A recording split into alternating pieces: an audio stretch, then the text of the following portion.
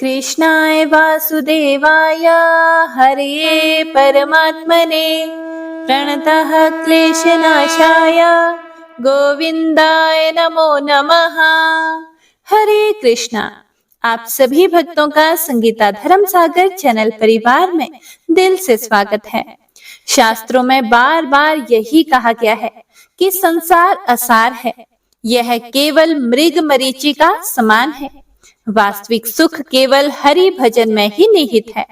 जब प्रभु की कृपा होती है तब मनुष्य को जीवन का यह परम सत्य समझ में आता है। ऐसे ही एक महान संत हुए श्री सोझा जी महाराज। वे गृहस्थ होते हुए भी भीतर से प्रभु भक्ति में लीन रहते थे। धीरे धीरे जगत के असत्य सुखों से उनका मन विरक्त होता चला गया और उनका हृदय केवल श्री हरि की शरण में समर्पित हो गया। तो आइए सुनते हैं एक अद्भुत सुंदर कथा। इसके बाद आज के महात्म्य कथा सुनेंगे। जय श्री गणेश। श्री सोझा जी नाम के महान संत हुए हैं। श्री सोझा जी गृहस्थ भक्त थे। धीरे धीरे जगत की असारता, सांसारिक सुखों की असत्यता और श्री हरि भजन की सत्यता का सम्यक बोध हो जाने पर उनके मन में तीव्र वैराग्य उत्पन्न हो गया। एक दिन उन्होंने अपनी धर्म पत्नी के सामने अपने गृह त्याग का प्रस्ताव रखा तो उस साध्वी स्त्री ने न केवल सहर्ष प्रस्ताव का समर्थन किया बल्कि स्वयं भी साथ चलने को तैयार हो गई। इस पर उन्होंने कहा कि यदि तुम्हारे हृदय से समस्त सांसारिक आसक्तियां समाप्त हो गई हो तो तुम भी अवश्य चल सकती हो। अर्धरात्रि के समय ये दोनों घर छोड़कर निकल पड़े। सोझा जी महाराज की तो प्रभु कृपा पर अनन्य निष्ठा थी, इसीलिए साथ कुछ नहीं लिया उन्होंने। लेकिन उनकी पत्नी अपने 10 माह के शिशु के प्रति वात्सल्य भाव को त्याग ना सकी और उसको भी अपनी गोद में लेते हुए चली। रात भर पैदल चलने के बाद प्रातः काल के उजाले में जब सोझा जी महाराज ने पत्नी की गोद में शिशु को देखा तो वे बहुत नाराज हुए और बोले कि अभी तुम्हारे मन में संसार के प्रति बहुत राग है। यदि तुम मेरे साथ चलना चाहती हो तो इस शिशु को यहीं छोड़ दो। हे प्रिय भक्तों, पत्नी ने बड़े ही करुण स्वर में कहा, हे नाथ, हे स्वामी, यहाँ इसका लालन पालन कौन करेगा? यह सुनकर सोझा जी महाराज ने पृथ्वी पर रेंगते हुए जीव जंतुओं को दिखाकर कहा कि हे प्रिय, जो इनका पालन करता है वही इस बालक का भी पालन करेगा। क्योंकि सोझा जी को प्रभु पर पूरा विश्वास था। अपने पति की आज्ञा का पालन करते हुए पत्नी ने बालक को वहीं छोड़ दिया और दोनों लोग द्वारिकापुरी की यात्रा पर निकल पड़े। 12 वर्ष के बाद अचानक एक दिन सोझा जी की पत्नी को अपने उस दूध मुहे बालक की याद आई, जिसे वे अपने पति देव के कहने पर रास्ते में ही छोड़कर चली आई थी। उन्होंने इस बात को श्री सोझा जी से कहा। प्रभु कृपा से सोझा जी तो सब जानते थे कि बच्चे को कुछ नहीं हो सकता, क्योंकि उनको प्रभु पर विश्वास था और वे बालक को प्रभु पर विश्वास करके छोड़ आए थे। फिर भी पत्नी को भगवत कृपा के दर्शन कराने के लिए उन्हें लेकर अपने देश वापस लौटे। वहां वे एक बाग में रुके और उन्होंने माली से पूछा कि यहाँ का राजा कौन है। माली ने बताया कि यहाँ के राजा को कोई संतान नहीं थी, इसीलिए उन्होंने भक्त सोझा जी के पुत्र को गोद ले लिया था, जिसे उसके माता पिता जंगल में छोड़ गए थे। अब यही लड़का यहाँ का राजा है। सोझा जी की पत्नी इस भगवत कृपा से गदगद हो गई। उन्हें विश्वास हो गया कि जो अनन्य भाव से प्रभु की शरण में जाते हैं उनके योग क्षेम का वहन स्वयं श्री भगवान करते हैं। हे प्रिय भक्तों, अंततः श्री सोझा जी की पत्नी ने अपनी आंखों से देख लिया कि जिसे उन्होंने बालक रूप में मार्ग में छोड़ दिया था वही प्रभु कृपा से राजा बन गया।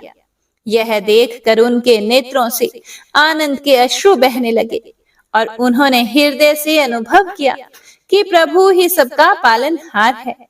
भक्त का विश्वास अडिग रहे तो भगवत कृपा का साक्षात अनुभव अवश्य होता है। भक्त के लिए तो केवल इतना आवश्यक है कि वह अपने मन को पूर्ण रूप से हरि चरणों में अर्पित कर दे। शरणागत के योग क्षेम का भार स्वयं भगवान ही उठाते हैं। जय श्री राधा श्याम। हरे कृष्णा। उम्मीद है आपको यह कथा पसंद आई होगी। तो पसंद आई हो तो कमेंट बॉक्स में जरूर बताइएगा। तो आइए अब सुनते हैं आज की महत्तम कथा। श्री महादेव जी कहते हैं, हे देवी पार्वती, अब गीता के 15वें अध्याय का महत्तम सुनो। गौड़ देश में कृपाण नामक एक राजा था, जिसकी तलवार की धार से युद्ध में देवता भी परास्त हो जाते थे। उसका बुद्धिमान सेनापति शस्त्र कलाओं में निपुण था। उसका नाम सरभ मेरुंड था। उसकी भुजाओं में प्रचंड बल था। एक समय की बात है, उस पापी ने राजकुमारों सहित महाराज का वध करके स्वयं ही राज्य करने का विचार किया। इस निश्चय के कुछ ही दिनों बाद वह हैजे का शिकार होकर मर गया और थोड़े समय में वह पापात्मा अपने पूर्व कर्म के कारण सिंधु देश में एक तेजस्वी घोड़ा हुआ। उसका पेट सटा हुआ था। घोड़े के लक्षणों का ठीक ठाक ज्ञान रखने वाले किसी वैश्य पुत्र ने बहुत सा मूल्य देकर उस अश्व को खरीद लिया और यत्न के साथ उसे राजधानी तक ले आया। वैश्य कुमार वह अश्व राजा को देने को लाया था। यद्यपि राजा उस वैश्य कुमार से परिचित था, फिर भी द्वारपाल ने जाकर उसके आगमन की सूचना दी। राजा ने पूछा, किस लिए आए हो? तब उसने स्पष्ट शब्दों में उत्तर दिया कि सिंधु देश में एक उत्तम लक्षणों से संपन्न अश्व था, जिसे तीनों लोकों का एक रत्न समझकर मैंने बहुत सा मूल्य देकर खरीद लिया है। फिर राजा ने आज्ञा दी कि उस अश्व को यहाँ ले आओ। वास्तव में वह घोड़ा गुणों में ऊंचे श्रवा के समान था। सुंदर रूप का तो मानो घर ही था और शुभ लक्षणों का समुद्र जान पड़ता था। वैश्य घोड़ा ले आया और राजा ने उसे देखा। अश्व का लक्षण जानने वाले राजा के मंत्रियों ने इसकी बड़ी प्रशंसा की। सुनकर राजा अपार आनंद में निमग्न हो गया और उसने वैश्य को मोह मांगा स्वर्ण देकर तुरंत ही उस अश्व को खरीद लिया। कुछ दिनों के बाद एक समय राजा शिकार खेलने के लिए उत्सुक होकर उसी घोड़े पर चढ़कर वन में गए। वहां मृगों के पीछे उन्होंने अपना घोड़ा बढ़ाया। पीछे पीछे सब ओर से दौड़कर आते हुए समस्त सैनिकों का उनसे साथ छूट गया। वे हिरणों द्वारा आकृष्ट होकर बहुत दूर निकल गए। प्यास ने उन्हें व्याकुल कर दिया था।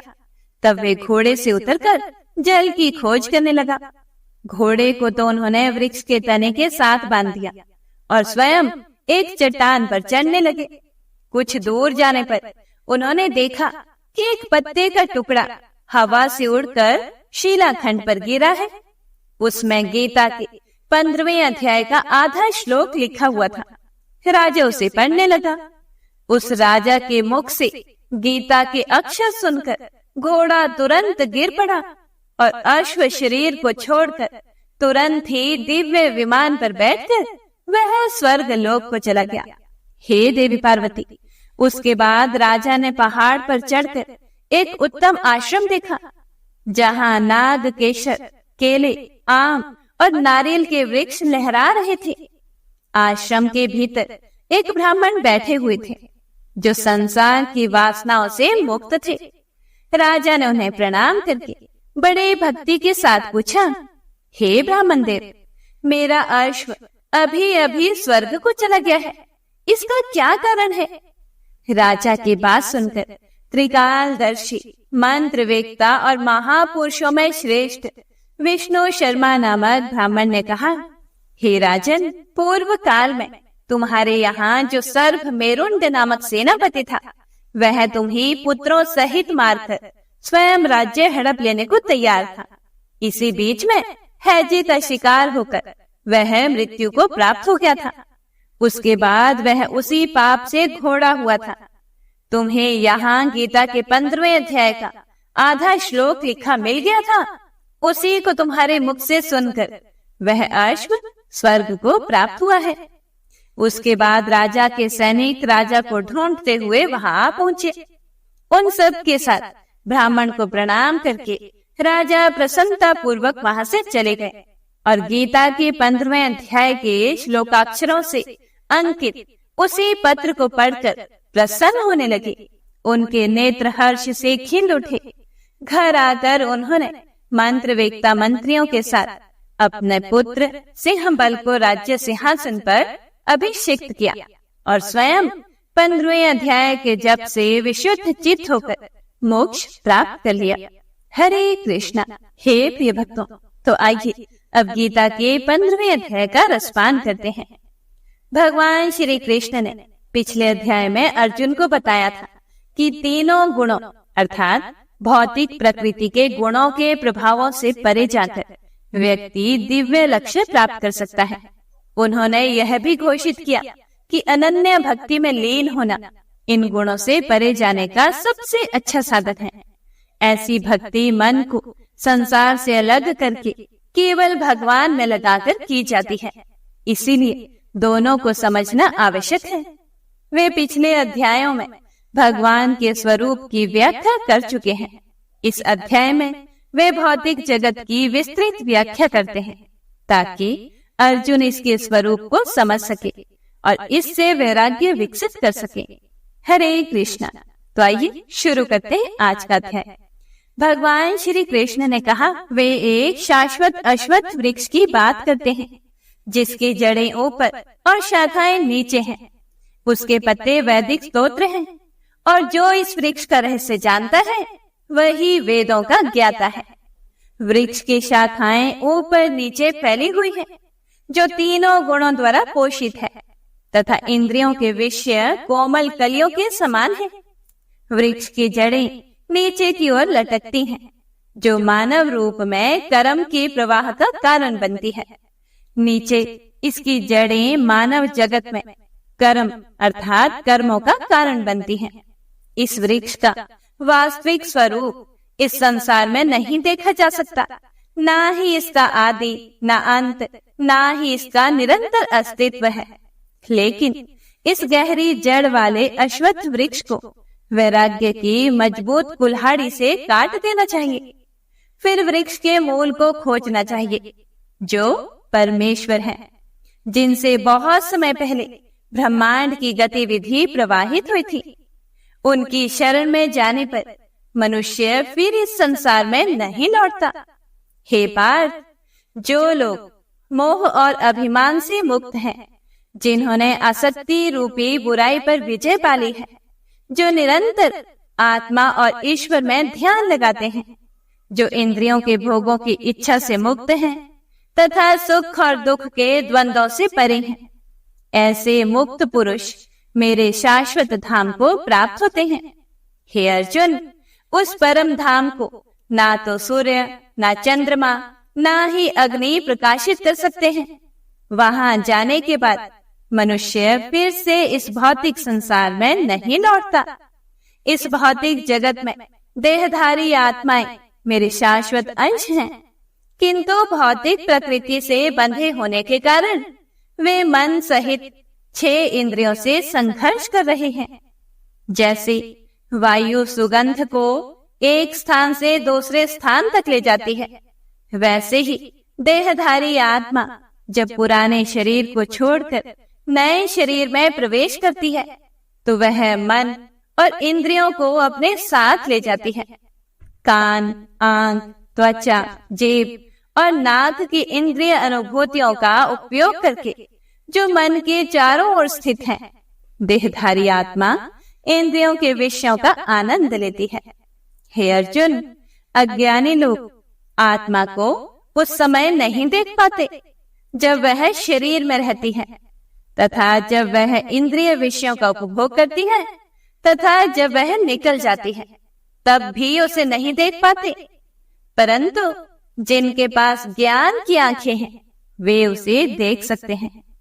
प्रयत्नशील योगी भी शरीर में स्थित आत्मा को जान पाते हैं, किंतु जिनका मन शुद्ध नहीं है वे प्रयत्न करने पर भी उसे नहीं जान पाते। जान लो कि मैं सूर्य के तेज के समान हूँ जो संपूर्ण सौर मंडल को प्रकाशित करता है। चंद्रमा की प्रभा और अग्नि की चमक भी मुझसे ही आती है। हे अर्जुन, मैं पृथ्वी में व्याप्त होकर अपनी शक्ति से सभी प्राणियों का पोषण करता हूँ।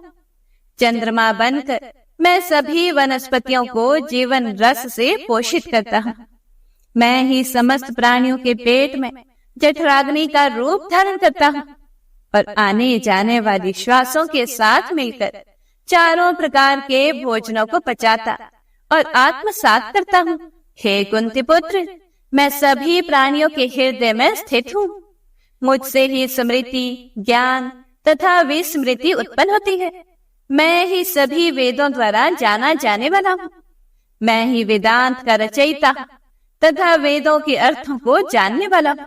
हे अर्जुन, सृष्टि में दो प्रकार के प्राणी हैं, क्षर अर्थात नाशवान और अक्षर अर्थात अविनाशी।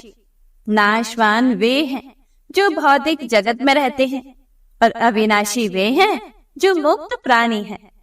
इनके अतिरिक्त एक और भी है जो अविनाशी परमात्मा है। वह तीनों लोकों में अपरिवर्तनशील नियंता के रूप में प्रवेश करता है तथा सभी जीवों का पालन पोषण करता है। हे अर्जुन, मैं नाशवान जड़ जगत तथा विनाशी आत्मा से भी परे हूँ। इसीलिए वेदों तथा स्मृतियों में मुझे परम दिव्य पुरुष कहा गया है। जो लोग मुझे परम दिव्य पुरुष के रूप में बिना किसी संदेह के जानते हैं, वे वास्तव में पूर्ण ज्ञान रखते हैं। हे अर्जुन, वे अपने संपूर्ण अस्तित्व से मेरी पूजा करते हैं। हे निष्पाप अर्जुन, मैंने तुम्हारे साथ वैदिक शास्त्रों का यह अत्यंत गुप्त तत्व साझा किया है। इसे समझ लेने से मनुष्य ज्ञानवान हो जाता है और जो कुछ करना है वह पूरा कर लेता है। ओम नमो नारायणाय। हे प्रिय भक्तों, इस अध्याय में श्री कृष्ण भगवान भौतिक जगत की तुलना एक उल्टे अश्वत्थ वृक्ष से करते हैं। इस रहस्यमय वृक्ष की शाखाओं पर देहधारी आत्माएं जन्म जन्मांतर से ऊपर नीचे भटकती रहती है। वे इसकी उत्पत्ति, आयु विस्तार यह कैसे बढ़ता रहता है यह समझने में असमर्थ है। हालांकि चूंकि भगवान इस वृक्ष का स्तोत्र है, इसीलिए इसकी जड़ें ऊपर की ओर आकाश की ओर हैं। इसकी पत्तियां वेदों में परिभाषित साकाम कर्म हैं। तीनों गुण इस वृक्ष को सींचते हैं जो इंद्रियों के विषयों का निर्माण करते हैं। जो वृक्ष की शाखाओं पर कलियों की तरह होते हैं, वे कलियां हवाई जड़ें उगाती हैं जो इस अश्वत्थ वृक्ष को एक बड़े क्षेत्र में फैलाती हैं। हे प्रिय भक्तों, इस अध्याय में उल्टे अश्वत्थ वृक्ष के प्रतीकात्मक अर्थ का विस्तार से वर्णन करते हुए यह अवधारणा व्यक्त की गई है कि किस प्रकार इस भौतिक अस्तित्व के वृक्ष के बारे में अज्ञानता के कारण देहधारी आत्माएं भौतिक संसार में अपने बंधन को बढ़ाती रहती हैं। श्री कृष्ण भगवान कहते हैं कि यदि हम परम पिता परमेश्वर की खोज कर रहे हैं तो हमें सबसे पहले इस भौतिक अस्तित्व के वृक्ष को वैराग्य की कुल्हाड़ी से काटना होगा। फिर हमें इसके आधार की तलाश करनी होगी, क्योंकि परम पिता परमेश्वर स्वयं ही भौतिक संसार का स्रोत भी है। एक बार जब इस स्रोत को पा लेते हैं तो इस अध्याय में बताए अनुसार उनके प्रति समर्पित हो जाते हैं तो हम हमेशा के लिए भगवान के धाम में पहुंच जाएंगे और इस भौतिक संसार में कभी वापस नहीं लौटेंगे। इसके बाद श्री कृष्ण भगवान बताते हैं कि जो उनकी आत्माएं भी भगवान के ही अंश हैं, इसीलिए वे भी दिव्य हैं। हालांकि वे भौतिक प्रकृति के प्रभाव में हैं, इसीलिए मन सहित अपनी 6 इंद्रियों से संघर्ष करती हैं। देहधारी आत्मा अपनी दिव्य प्रकृति से अनभिज्ञ इंद्रियों के भौतिक विषयों का आनंद लेती हैं। इसके बाद वे मृत्यु के समय आत्मा के एक नए शरीर में देहांतरण का वर्णन करते हैं और बताते हैं कि किस प्रकार वह अपने साथ वर्तमान और पिछले जन्मों से मन और इंद्रियों को लेकर चलती हैं। अज्ञानी ना तो जीवित रहते हुए शरीर में आत्मा की उपस्थिति को देख सकते हैं और ना ही मृत्यु के बाद उसके चले जाने को। हालांकि योगी इस प्रक्रिया को ज्ञान की आंखों और मन की शुद्धता से स्पष्ट रूप से देखते हैं। इसी प्रकार भगवान अपनी सृष्टि में सर्वत्र विद्यमान है। उनकी परिस्थिति को महसूस करने के लिए ज्ञान की आंखों का उपयोग करने की आवश्यकता है। भगवान कृष्ण बताते हैं कि इस अध्याय में हमारे चारों ओर चमकने वाले भगवान की महिमा को पहचान कर हम उनके अस्तित्व को महसूस कर सकते हैं। इस अध्याय के अंत में वे क्षर, अक्षर और पुरुषोत्तम शब्दों की व्याख्या करते हैं। क्षर भौतिक संसार में रहने वाले नाशवान प्राणी हैं। भगवान के धाम में रहने वाले मुक्त प्राणियों को अक्षर कहा जाता है। सर्वोच्च दिव्य व्यक्तित्व जो संपूर्ण संसार का शाश्वत स्रोत है, पालनकर्ता और नियामक है, उसे पुरुषोत्तम या भगवान कहा जाता है। वह अविनाशी और नाशवान दोनों प्राणियों से परे है। इसीलिए हमें पूर्ण समर्पण के साथ भगवान की पूजा करनी चाहिए। हरे कृष्णा। आइए अब गजेंद्र मोक्ष स्तोत्र का पाठ करते हैं। इस माह में गजेंद्र मोक्ष स्तोत्र पढ़ने मात्र से जहाँ हर तरह के ऋण कर्ज से मुक्ति मिलती है, वहीं 10 दिशाओं से शुभ फल दिलाने में भी सक्षम है। और हे प्रिय भक्तों, इस पाठ को करते समय अगर हम अपने मन में यह भावना रखें कि हे श्री हरि विष्णु, हे मेरे प्रभु, जिस प्रकार से आपने गजेंद्र को परेशानी से बाहर निकाला, उसी प्रकार से हमें भी हमारी परेशानियों से बाहर निकालिए, तो यकीन मानिए निश्चित ही भगवान श्री हरि विष्णु हमारी मदद स्वयं करते हैं। तो आइए अब सच्चे मन से भगवान श्री हरि विष्णु का ध्यान करके इस परम कल्याणकारी स्तोत्र का पाठ करते हैं। जय श्री हरि विष्णु। शुक जी ने कहा कि बुद्धि के अनुसार पिछले अध्याय में वर्णन किए गए रीति से अपने मन को नियंत्रित करके और हृदय को स्थिर करके गजेंद्र अपने पिछले जन्म में याद किए गए सर्वोच्च कार्य और बार बार जप किए जाने वाले स्तोत्र का जाप करने लगा।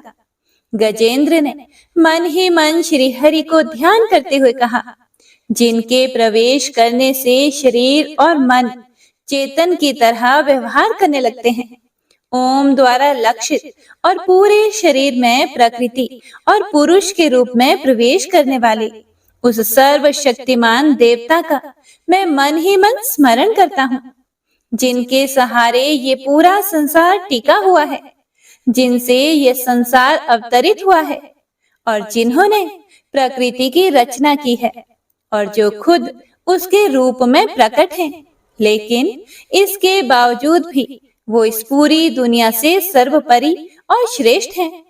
ऐसे अपने आप और बिना किसी कारण के भगवान की मैं शरण में जाता हूँ और अपने संकल्प शक्ति के बल पर अपने ही स्वरूप में रचित और सृष्टि काल में प्रकट एवं प्रलय में अप्रकट रहने वाले इस शास्त्र प्रसिद्धि प्राप्त कार्य कारण रूपी संसार को, जो बिना कुंठित दृष्टि के साक्ष्य रूप में देखते रहने पर भी लिप्त नहीं होते, चक्षु आदि प्रकाशकों के परम प्रकाशक प्रभु, आप मेरी रक्षा करें। बीतते गए समय के साथ तीनों लोकों और ब्रह्मादि लोकपालों के पंचभूत में प्रवेश कर जाने पर और पंचभूतों से लेकर महत्वपूर्ण सभी कारणों के उनकी परम करुणा स्वरूप प्रकृति में मगन हो जाने पर उस समय दुर्गेय और घोर अंधकार रूपेण प्रकृति ही बच रही थी। उस अंधकार से परे अपने परम धाम में जो सर्वव्यापी भगवान सभी दिशाओं में प्रकाशित होते रहते हैं, वो भगवान मेरी रक्षा करें।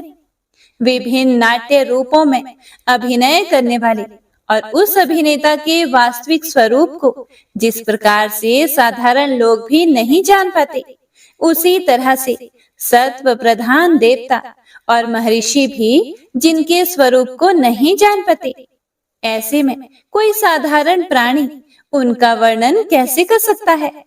ऐसे दुर्गम चरित्र वाले भगवान मेरी रक्षा करें। अनेकों शक्ति से मुक्त सभी प्राणियों को आत्म बुद्धि प्रदान करने वाले सबके बिना कारण हित और अतिशय साधु स्वभाव ऋषि मुनिजन, जिनके परम स्वरूप को देखने की इच्छा के साथ वन में रहकर अखंड ब्रह्मचर्य तमाम अलौकिक व्रतों को नियमों के अनुसार पालन करते हैं, ऐसे प्रभु ही मेरी गति हैं। वह जिनका हमारी तरह ना तो जन्म होता है और ना जिनके द्वारा अहंकार प्रेरित कर्म ही होते हैं, जिनके निर्गुण स्वरूप का ना कोई नाम है और ना ही कोई रूप है, इसके बावजूद भी समय के साथ इस संसार की सृष्टि और प्रलय के लिए अपनी इच्छा से अपने जन्म को स्वीकार करते हैं। उन अनंत शक्ति संपन्न परम ब्रह्म परमेश्वर को मेरा नमस्कार है। उन प्राकृत आकार रहित और अनेक रूप वाले अद्भुत भगवान को मेरा बारंबार नमस्कार है। स्वयं प्रकाशित सभी साक्ष्य परमेश्वर को मेरा शत शत नमन है। वैसे देव जो मन, वाणी और चित्त वृत्तियों से परे हैं, उन्हें मेरा बारंबार नमस्कार है।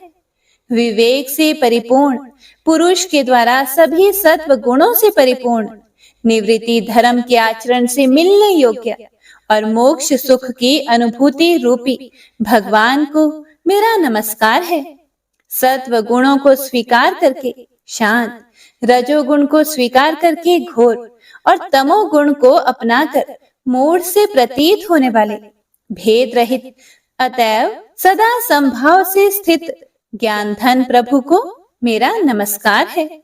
शरीर, इंद्रिय आदि के समुदाय रूप सभी पिंडों के ज्ञाता, सबके स्वामी और साक्षी स्वरूप प्रभु को मेरा बारंबार नमस्कार है। सबके अंतर्यामी, प्रकृति के भी परम कारण लेकिन स्वयं कारण रहित भगवान को मेरा शत शत नमस्कार है। सभी इंद्रियों और सभी विषयों के जानकार, सभी प्रतीतियों के कारण रूप संपूर्ण जड़ प्रपंच और सबकी मूलभूता अविद्या के द्वारा सूचित होने वाले और सभी विषयों में अविद्या रूप से भासने वाले भगवान को मेरा नमस्कार है। सबके कारण लेकिन स्वयं कारण रहित तथा कारण होने पर भी परिणाम रहित होने की वजह से अन्य कारणों से भी विलक्षण कारण आपको मेरा बारंबार नमस्कार है। सभी वेदों और शास्त्रों के परम तात्पर्य, मोक्ष रूपी और श्रेष्ठ पुरुषों की परम गति देवता को मेरा नमस्कार है।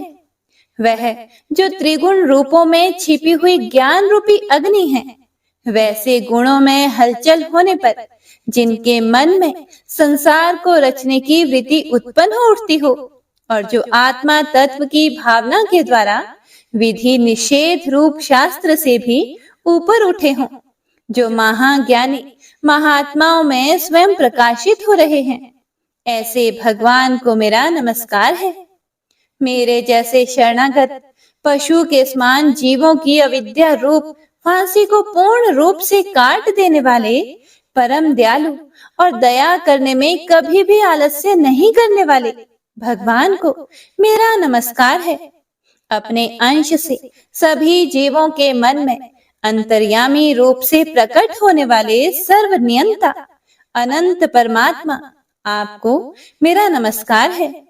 जो शरीर, पुत्र, मित्र, घर और संपत्ति सहित कुटुंबियों में अशक्त लोगों के द्वारा कठिनाई से मिलते हों और मुक्त पुरुषों के द्वारा अपने हृदय में निरंतर चिंतित ज्ञान स्वरूप सर्व समर्थ परमेश्वर को मेरा नमस्कार है। वह जिन्हें धर्म, अभिलाषित भोग, धन और मोक्ष की कामना से मनन करके लोग अपनी मनचाही इच्छा पूर्ण कर लेते हैं, अपितु जिन्हें विभिन्न प्रकार के अयाचित भोग और अविनाशी पार्षद शरीर भी देते हैं, वैसे अत्यंत दयालु प्रभु मुझे इस प्रकार की विपदा से हमेशा के लिए बाहर निकालें। वह जिनके एक से अधिक भक्त हैं, जो मुख्य रूप से एकमात्र उसी भगवान की शरण में हैं, जो धर्म, अर्थ आदि किसी भी पदार्थ को नहीं चाहते, अपितु जो केवल उन्हीं के परम मंगलमय एवं अत्यंत विलक्षण चरित्र का गुणगान करते हुए उनके आनंदमय समुद्र में गोते लगाते रहते हैं। उन अविनाशी, सर्वव्यापी, सर्वमान्य ब्रह्मादि के भी नियामक, अभक्तों के लिए भी हमेशा प्रकट होने वाले, भक्ति योग द्वारा प्राप्त अत्यंत निकट होने पर भी माया के कारण अत्यंत दूर महसूस होने वाले, इंद्रियों के द्वारा अगम्य और अत्यंत दुर्विज्ञ, अंत रहित, लेकिन सभी के आदि कारक और सभी तरफ से परिपूर्ण उन प्रभु की मैं स्तुति करता हूँ। वो जो ब्रह्मा सहित सभी देवता, चारों वेद तथा समस्त चराचर जीव नाम और आकृति भेद से जिनके अत्यंत क्षुद्र अंशों से रचे गए हैं, जिस तरह से जलती हुई अग्नि की लपटें और सूरज की किरणें बार बार निकलती हैं और फिर से अपने कारण में ही लीन हो जाती है, उसी प्रकार बुद्धि, मन, इंद्रियां और नाना योनियों के शरीर, जिन सभी गुणों से प्राप्त शरीर जो स्वयं प्रकाश परमात्मा से प्रकट होता है और फिर से उन्हीं में लीन हो जाता है, वह प्रभु जो ना तो देवता है, ना असुर, ना मनुष्य है और ना ही मनुष्य से नीचे किसी अन्य योनि के प्राणी, ना ही वो स्त्री हैं और ना ही पुरुष, ना ही नपुंसक और ना ही वो कोई ऐसे जीव हैं जिनका इन तीनों ही श्रेणी में समावेश है। वो ना तो गुण है, ना कर्म, वो ना ही कार्य है और ना ही कारण। इन सभी योनियों का निषेध होने पर जो बचता है वही उनका असली रूप है और वे ही सब कुछ हैं। ऐसे प्रभु मेरा उत्थान करने के लिए प्रकट हो। अब मैं इस मगरमच्छ के चंगुल से आजाद होने के बाद जीवित नहीं रहना चाहता। इसकी वजह ये है कि मैं सभी तरफ से अज्ञानता से ढके इस हाथी के शरीर का क्या करूं? मैं आत्मा के प्रकाश से ढक देने वाले अज्ञानता से युक्त इस हाथी के शरीर से मुक्त होना चाहता हूँ, जिसका काल क्रम से अपने नाश नहीं होता, बल्कि ईश्वर की दया और ज्ञान से उदय हो पाता है। इस प्रकार से मोक्ष के लिए लालायित संसार के रचयिता, स्वयं संसार के रूप में प्रकट, लेकिन संसार से परे, संसार में एक खिलौने की भांति खेलने वाले, संसार में आत्म रूप से व्याप्त, अजन्मा, सर्वव्यापी एवं प्रापत्य वस्तुओं में सर्वश्रेष्ठ श्री हरि का केवल स्मरण करता हूँ और उनकी शरण में जाता हूँ, जिन्होंने भगवत भक्ति रूपी योग के द्वारा कर्मों को जला डाला है, जिन्हें समस्त योगी ऋषि अपने योग के द्वारा अपने शुद्ध हृदय में प्रकट देखते हैं। उन योगेश्वर भगवान को मेरा नमस्कार है। वह जिनके त्रिगुणे शक्तियों का राग, रूप, वेग और असह्य है, जो सभी इंद्रियों के विषय रूप में मौजूद हैं। वह जिनकी इंद्रियां समस्त विषयों में ही बसी रहती है। ऐसे लोगों को जिनको मार्ग मिलना भी संभव नहीं है, वैसे शरणागत एवं अपार शक्तिशाली वाले भगवान आपको मेरा बारंबार नमस्कार है। जिनकी अविद्या नाम के शक्ति के कार्य रूप अहंकार से ढके हुए हैं, वह जिनके रूप को जीव समझ नहीं पाते हैं, ऐसे अपार महिमा वाले भगवान की मैं शरण लेता हूँ। हे प्रिय भक्तों, श्री सुखदेव जी कहते हैं कि वह जिसने पूर्व प्रकार से भगवान के भेद रहित सभी निराकार रूप का वर्णन किया था, उस गजराज के करीब जब ब्रह्मा आदि अन्य कोई भी देवता नहीं आए, जो अपने विभिन्न प्रकार के विशेष विग्रहों को ही अपना रूप मानते हैं, ऐसे में साक्षात विष्णु जी, जो सभी के आत्मा होने के कारण सभी देवताओं के रूप हैं, तब वह वहां पर प्रकट हुए। गजराज को इस प्रकार से दुखी देखकर और उसके पढ़े गए स्तुति को सुनकर चक्रधारी प्रभु इच्छानुसार वेग वाले गरुड़ की पीठ पर सवार होकर सभी देवों के साथ उस स्थान पर पहुंचे जहां वह गज था। गज अर्थात हाथी था। सरोवर के अंदर महाबलशाली मगरमच्छ द्वारा जकड़े और दुखी उस हाथी ने आसमान में गरुड़ की पीठ पर बैठे और हाथों में चक्र लिए भगवान श्री हरि विष्णु को आते हुए जब देखा तो वह अपनी सूंड में पहले से ही उनकी पूजा के लिए रखे कमल के फूल को श्री हरि पर बरसाते हुए कहने लगा, सर्व पूज्य भगवान श्री हरि नारायण, आपको मेरा प्रणाम है। सर्व पूज्य भगवान श्री हरि, आपको मेरा नमस्कार है। लाचार हाथी को पीड़ित देखकर श्री हरि विष्णु गरुड़ से नीचे उतरकर सरोवर में उतर आए और वह दया से प्रेरित होकर ग्राह सहित उस गज को तुरंत ही सरोवर से बाहर निकाल आए और देवताओं के देखते ही देखते अपने चक्र से मगरमच्छ के गर्दन को काट दिया और हाथी को उस पीड़ा से बाहर निकाल लिया। तो इसी के साथ गजेंद्र मोक्ष स्तोत्र संपूर्ण हुआ। तो सभी एक बार प्रेम से बोलिए, भगवान श्री हरि विष्णु की जय। बंशी शोभित कर मधुर नील जलद तन श्याम, अरुण अधर जनु बिंब फल नयन कमल अभिराम, पूर्ण इंद्र अरविंद मुख पीतांबर शुभ साज, जय मन मोहन मदन छवि कृष्ण चंद्र महाराज।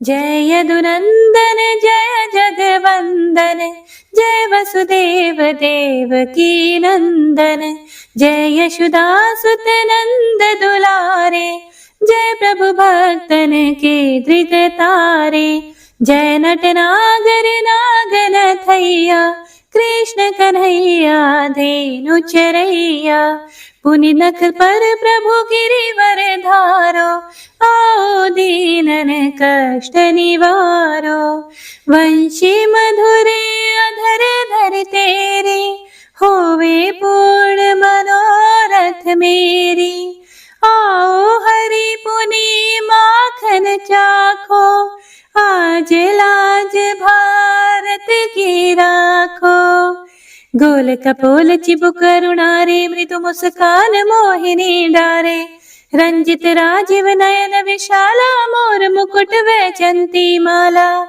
कुंडल श्रवण पीठ पटाछे, कटिकी गणि काछन काछे, नील जलज सुंदर तनु सोहे, छवि लख सुर नर मुनि मन मोहे, मस्तक तिलक अलक घुंघराले, आओ कृष्ण बांसुरी वाले, करि पय पान पूत नहीं तार्यो, अका बका का सुर मार्यो, मधुवन जलत अग्नि जब ज्वाला, भय शीतल लखित नंद लाला, सुरपति जब ब्रज चढ़े और साई, मोसर धार वारी वर्षाई, लगत लगत ब्रज चहन बहायो, गोवर्धन नख धारी बचायो, लखी यशोदा मन ब्रह्माधिकाई, मुख मह 14 भुवन दिखाई, दुष्ट कंस अति उधम मचायो, कोटि कमल जब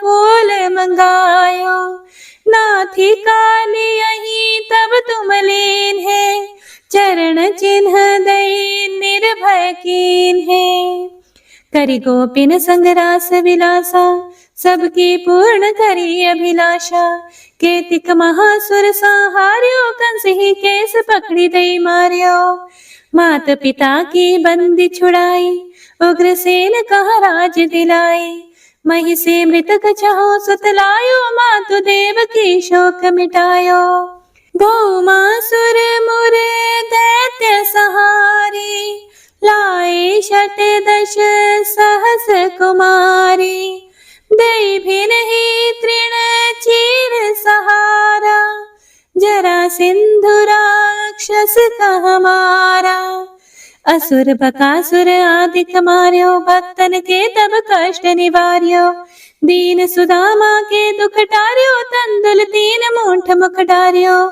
प्रेम के साग विदुर धर मांगे, दुर्योधन के मेवा त्यागे, लखी प्रेम की महिमा भारी, ऐसे श्याम दीन हितकारी, भारत के पारथ रथ हाके, लिए चक्र करे नहीं बलता के, निज गीता के ज्ञान सुनाए, भक्तन हृदय सुधा वर्षाए।